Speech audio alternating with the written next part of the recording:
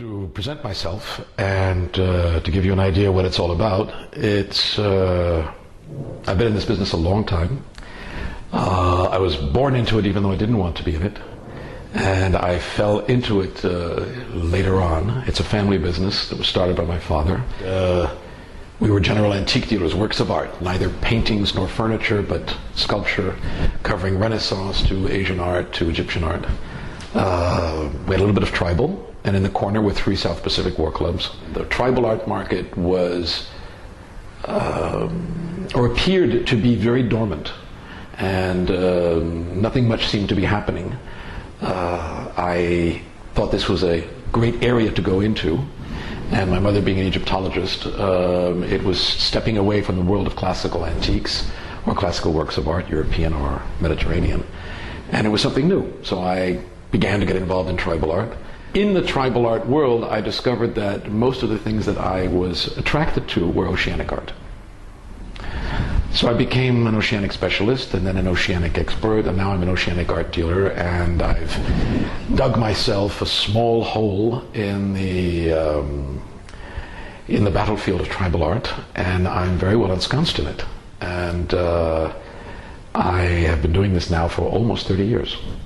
And to make a very strong point, as a collector and a dealer, I do not collect oceanic art for myself. It's a very, very strong moral point that I like to make, and I don't think it's fair to the clients to retain the best pieces for oneself and to build one's monumental collection of oceanic art on their backs. So I collect in other fields, which we don't have to discuss today, but which are definitely not oceanic art. So oceanic art, my collection, it's in the gallery, it's available, and the pieces that I have in this gallery are those that I bought for myself, with my taste, and only that in, that's my only guideline. I see it, I want it, I need it, I have to have it, so I buy it. It goes into the gallery, and if it doesn't sell, well, too bad. For them, not for me. Recently at auction, several oceanic pieces have topped the $1 million or euro mark.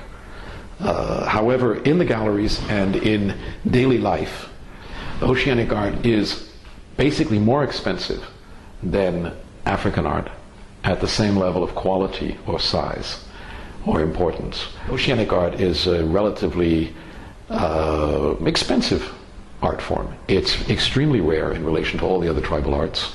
I would say it's 1 to 1,000 in numbers of pieces, maybe 1 to 10,000.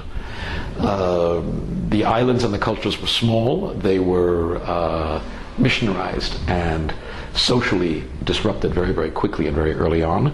Not that much was collected. So we've got basically a finite number of pieces on the market. Rarely do new pieces come on the market.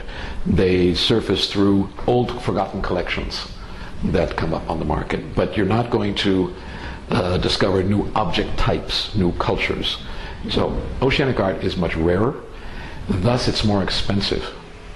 It's more selected, it's more categorized. It's, as we say in French, triagé. It's been culled. It's been, when it comes to me, it's already been pre-selected over a whole group of people, and I am making my final selection, and from my group of pieces someone else is going to make their final selection. So it keeps eliminating pieces until it gets to the top, and that is how the price of oceanic art is sustained.